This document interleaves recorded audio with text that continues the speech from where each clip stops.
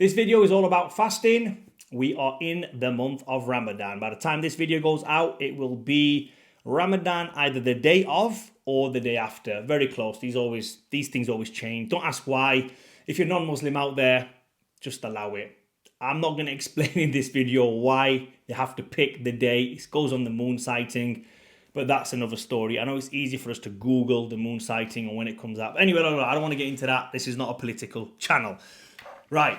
Now, if you are non-Muslim, you can still fast. You can still do Ramadan. I would suggest you partake in Ramadan. The one thing I would suggest that you do, which I wish this was included in Ramadan, and that is hydration. I feel that if you're not fasting, if you're a non-Muslim, then drink throughout the day. That's the only thing that I would say. If it was allowed, that would probably make it not easier, but more healthy, because we all know we need water all times of the day, regardless whether you're fasting or not. But in fasting in the Muslim month of Ramadan, no water, no food, nothing is allowed to pass the mouth. So I'm going to get straight into it. First of all, what are the benefits? Many benefits of fasting. I've mentioned this in the past before. I know many people do intermittent fasting. I have a few clients of mine even doing intermittent fasting. Yes, we do. We cycle through it in different phases. For those guys who know about it, please comment down below. And anybody who fasts, who has digestive issues, the number one thing I say to them is, rather than having all these digestive enzymes and all these tablets and all these ointments and all this other stuff, is to fast. Refrain from eating food for a few days and see what happens. Your whole body changes, inside and outside. Now, when it comes to mental clarity, that's a big thing. Now, obviously, in the month of Ramadan, it's a Muslim thing, it's a religious thing. It is also a month of spirituality as well. And that gets mistaken. Oh, that gets missed so often. People just think this is just a test, physical, I'm not going to eat something, I'm going to refrain from eating mentally, and that is it, it's a challenge. And then soon as the time comes to eat, they're eating like this. Crazy amounts of food. You'll see the platters, you'll see the Instagram pictures, you'll see the videos, you'll see everything. Now I'm going to do it in stages, this video. So I'm going to start with iftar, which is sunset, for those people who don't know. And this is when you open your fast. This is classed as, and it shouldn't be classed as this, and it annoys me that it's classed as this, but it's the big feast when you're opening your fast. Typically, this is what it goes like. There's fruit, there's kebabs, there's samosas, there's all the starters come, then comes the mains, and the chapatis, and the rice, and the big, massive chicken, steak, lamb, all this thing that's cooked. People are just engorging on this food, and then comes the dessert afterwards, and at the end of it, you're sat there like this with a massive gut, and there was pointless fasting all day because you never gained anything from it. Spiritually, you never gained anything from it. Mentally, you never gained anything from it. All you did was you went through the actions. That is it. It's just like if you were to pray without any intent. All you're doing is going through the actions. Now, I know many people argue with me and say it's okay to go through the intent. It's okay to go through the actions even if the intent's not there. Look, I ain't here to debate that. But where Ramadan's concerned, why not use these 30 days to change your life around? Why is it when Ramadan comes, everything goes to shit? Your health goes to shit. Spending time with your loved ones goes to shit. Everything goes out the window. And people say, you know what, I'm going to start after Ramadan. I'm going to do this after Ramadan. That is not what Ramadan is there for. Now, brings me to the iftar, which is the, opening of fast. You guys, Muslims especially, we don't eat pig.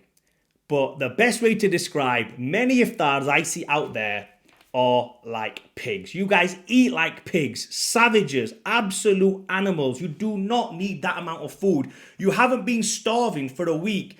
You've just been without food and water for about 15, 16, maybe in some countries, 20 hours. Boo-hoo, you're not gonna die. Eat sensibly. Stop eating like a pig. You know that phrase, as greedy as a pig? That is what you guys are when it comes to opening your fast. So the animal that you hate the most, that's exactly what you'll become when it comes time to feast after fasting all day. How do I believe it should be done? Look, I'm not going to go into the whole diet right now, but when you are supposed to eat your food, you've been refraining from food all day. Most people are like at the start line. It's like, right, I'm ready. What time is it? Is it time? Right. Boom. And they eat this food. Listen, you've had discipline. You've held discipline in the name of God. Yes. But you've held discipline. Now take something from it for yourself as well. Look at the food and think, am I going to die if I go another 10 minutes, another 5 minutes? I'm not saying fast longer. But what I'm saying is fill up with liquid first. Not juice, Fanta, Coke, none of these unnatural things. Water, just plain water. And if you don't like drinking water, like me, I don't like drinking water. Cordial. Put a little bit of flavoured water in there. Sit there. Refrain from eating food. Just for another half an hour. Fill up with water. Have some days. You know, if you want to talk about Islamic scripture, the Prophet Muhammad, who we all follow, didn't engorge himself with copious amounts of unnatural foods. What did he do? He sat there, he drank some water, he had some days. That was it. That is how he opened his fast, majority of the times. That's what is documented anyway. Did he sit there? Have you ever heard of the stories where the Prophet Muhammad and his companions sat down and had a massive feast of like camel or sheep and ate until their bellies were full like this, and when they were reading the Travi, they were farting out the back? Have you ever read those stories? Have you ever heard those in anywhere? No. Why? Because it didn't happen. Because the Prophet himself often went without food and he ate very little. From what he's documented, he was a very slim, tall guy. He never had a belly. In fact, it's even documented, it's even written, that you should not let your belly stick out more than your chest. So physically, look in the mirror.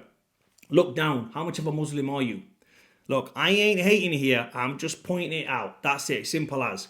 I don't care what you do. Religion is between you and your God. I've got nothing to do with that. But I'm just telling you how to have a more fruitful Ramadan. So the number one thing is the iftar. Have some sort of discipline. Have some sort of control. Go to your household. Be the leader of your household and say, right, from now on, we're not going to have this crazy amounts of food. What we're going to do is we're going to eat sensibly. We're going to eat healthy. We're going to eat the right amount of food. We're not going to get stuffed and overindulge ourselves. And with that, the food left over, you could give to charity in the first few days because you're going to overshoot everything. Eat sensibly. Teach your loved ones how to eat sensibly. Change the culture of your whole generation, of your whole family, of all your friends. When people go to iftars, you go to a friend's iftar, they've invited 10 people. You've invited your 10 fat friends with you to eat stupid amounts of food. What about all the poor people out there that don't get no fucking food? Have you ever thought about them? You're sitting there feeding rich people. You're feeding people who have access to food, more food. You're filling up. This is absolutely ridiculous. I just don't understand it. Why do you people do that? It's like, you know, when you go to the mosque and there's always niyaz and we're giving out food after the mosque. It's ridiculous. You haven't got no food at home? Do you guys not have food at home? Is your fridge not stocked? If you need to eat at the mosque, go there. Get the food. Okay, great. Eat enough what you need. Don't give food out to people. I hate it when people in the mosque just give me food. I'm not hungry, bro. I'm not hungry. Why are you giving me food? Do I look hungry to you? Do you think I can't afford a meal? Do I look like I need a meal right now? You're giving me food. I don't need that food. The food should be at the front. And if you are hungry, you go to the front and you get the food. That is how things should be done. Look, I'm not here to change the mosque culture, but this is something that really annoys me. Give that food to charity. And then people are going to say, oh, well, we give charity anyway. Give more to charity. It's a very simple thing. Give more to charity. Do you know which month the food is wasted the most in Muslim households? Eid. Sorry. On Eid day, when they have the meats, that's wasted the most. But the whole month is Ramadan.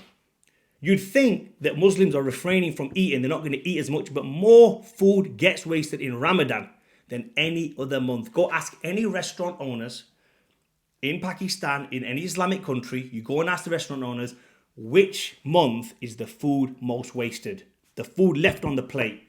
Which month is it? They're all going to say Ramadan. So who are you really giving charity to? What is this culture about eating stupid amounts of food? What is it? I don't understand it. Stop. I'm going to say it one more time. Stop feeding your fat friends. If you want me to do an iftar, I'll do an iftar for everybody. I'll host an iftar for everybody, and you're all going to get sensible amounts of food. It's not about eating chicken, rice, and broccoli. You're going to get good food. You're going to eat healthy food. You're going to eat nice food. If you want to go to Nando's, I'll take you all to Nando's. Half a piece of chicken with rice. No human alive should be able to eat more than that in one sitting. There is no reason as a Muslim to eat more than that in one sitting. You're not supposed to be 110%, 150% full. You're supposed to be 70% full. It's written, it's documented. Stop eating like pigs. Now it comes to Seri. Now Seri, which is the sunrise in the morning. So Muslims tend to eat, the hours that you're allowed to eat is the darkness. They're the hours you're allowed to eat. So after you've had that first meal, whether you have a second meal, a third meal, whatever, look, that's a complete different. I'm not here to give you a full diet. If you want a diet, a Ramadan diet, I'm actually going to make one, and it's going to be, the link is going to be in the description. I'm going to put it in the description right now, and that is the Ramadan diet. It's going to be, you can purchase that on my website, fadihussein.com. Link is in the description. Now it brings me to sunrise. So you must eat before sunrise. I don't know what time that's going to be. I think it's something crazy early in the morning, 5, 6 a.m. in the morning. Don't quote me on it. I don't know what it is. I haven't read the calendar. I haven't seen it. But it's in the morning, early morning. Now, people have this thing, and this, again, really annoys me. This really annoys me. As you can tell in my voice and my demeanor, it aggravates me because this is close to my heart. These things are close to my heart, and I know these things, and they really grind my gears. I see a lot of personal trainers at the minute saying, this is the types of food you should eat to keep off hunger. Why do you want to keep off hunger? What is wrong with being a little bit hungry for one day, bro? 2 days, 3 days. You're not going without food for 3 days. You're not going without food for one day. You're going without food for a few hours. 20 hours at the max, depending on where you live. In the UK, it's nothing even close to that. Can you not feel a little bit of pain? Can you not feel a little bit of hunger? Just look at it as a detox for yourself. Look at it as a spiritually and mental detox. That is all it is. And it's a physical detox as well. Try and embrace the hurt. Try and embrace the suck a little bit. Try and look at this and think, you know what? I'm hungry. So what? I'm going to eat in a few hours anyway. Doesn't matter. You're not going to die. You do not die. You're not living in a country where it's 50 degrees outside or working outside. I've seen guys working in 50 degree, well, not 50 degrees, but 40 degree heat in Ramadan, fasting. They're not crying and whinging and saying, oh, what food shall I eat in the morning that's going to make sure I stay full throughout the day? What's the point of that? How bloody sad are you? How fat are you? How crazy are you to think, is it oats? Shall I eat slow digesting oats? Shall I have some peanut butter? Shall I have some milk, slow casein protein milk, because it's going to keep me full for longer? Absolutely ridiculous. Defeats the object of it. Don't have anything. Have some water. Have some dates. Open and close it exactly the same way. Stop thinking there's a cheat. Stop trying to make everything so easy. It's so annoying when people do that. And you PTs out there, if you're watching this, who cares about they have this food and you're not going to feel as hungry through Ramadan? Who cares, bro?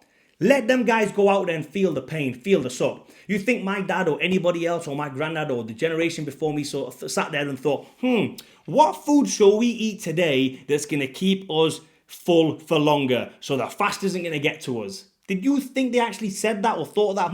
I'll tell you what I'll do. What food am I going to eat so that I don't lose no muscle mass? Who fucking cares about muscle mass? Listen, if you talk about muscle mass, right? Big Ramy, Mr. Olympia, he fasts. The whole of Kuwait, I've been in Kuwait with them bodybuilders. Through Ramadan, they all fast. They don't lose no muscle mass. And you, Mr. Bloody, training at JD gyms and Pure gyms, have got your pack with you and ready to go to the gym with your casein shakes. I better not lose no muscle mass while I'm fasting. Who cares, bro? 30 days. There's MMA fighters who are fasting. There's sports athletes, there's footballers, there's whatever, every single athlete out there fasting. And you guys can't fast because you go to the gym a little bit. Is that what it is? Is that what it is? Absolutely ridiculous. This culture of trying to stay full longer needs to change.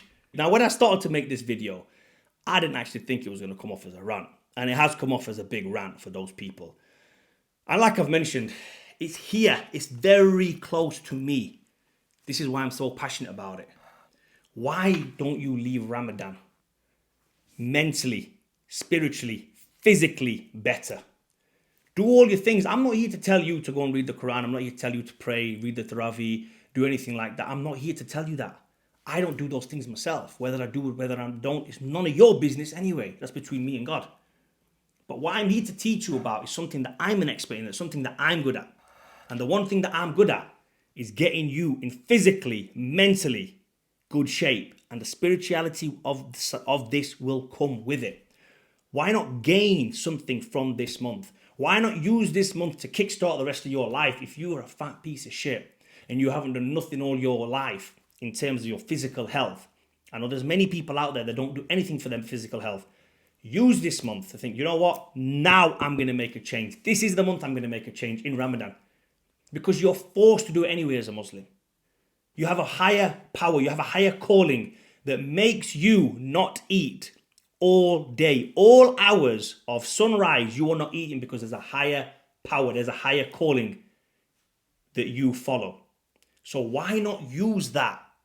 You know, I'm not here to give you no Islamic lecture. This is for every single other person as well. If you're a non-Muslim, try it. 30 days, fast. For the non-Muslims, I will advise you to drink water. For the Muslims, you know, the law is the law. You can't drink water. But everyone else, drink some water. Try it. It's good. And you will see. In fact, I will almost guarantee you, if you did your blood work today, before you started fasting, and you did your blood work in 30 days, every single health marker will increase. When I mean that, I mean get better. Your blood pressure will get better. Your resting heart rate will get better. If you've got any blockages inside, your body will repair that and build more tunnels so the blood can run around freely. Cholesterol will get better. Every single health marker will improve just by fasting. But it isn't going to improve if you're fasting and feeding your gluttonous desires at the end of the day. If you sit there gorging unnatural, unhealthy foods at the end of the day, what is the point of you fasting? All you've done is follow something for the sake of religion, which is great. I'm not knocking that. By all means, bro, follow that for you. I'm just here to tell you that there is another part of this which you can get in front of. The spiritual, the mental, and the physical side of it. Don't look at this as a chore or as a pillar of Islam and think, you know what, this is what's written, so we must do this anyway. Use this month to gain a head start in life. Not against nobody else, just in life. Just think 30 days. And you know how I would do it for most of you guys, and you probably ain't hardcore enough to do this, but I will tell you exactly what I would do if I needed this. I'd eat one meal a day. I'd open my fast with some dates. I'd go for a walk. I'd come back after an hour after the walk, and I would eat a normal chicken breast with some salad, with some nuts, and I would just go about my day as normal. You know, go to the Tarawih, go to the mosque, do what you needed to do. And in the morning, just before sunrise, I would wake up and have 3 dates, and I would have a glass of water. That's what I would do. I would challenge myself spiritually, mentally, and physically. I would challenge myself. I would go through the suck and the hurt. And do you know how long the suck and the hurt will last for? 2 days. 2 days, that is it. Where your brain is asking your body and your mouth to give me some carbs, give me some sugars, give me some dopamine, give me some fake releases of something. Give me something. And you ain't feeding it shit. And you know what happens? Your body's then, right, I'm ready for this guy. He wants to play warrior mode. We're switching on to warrior mode. Your body, your mind will turn into warrior mode. Every single person has warrior mode in there. Turn yours on. Hopefully this video gave you guys some value. Please comment down below and like the video.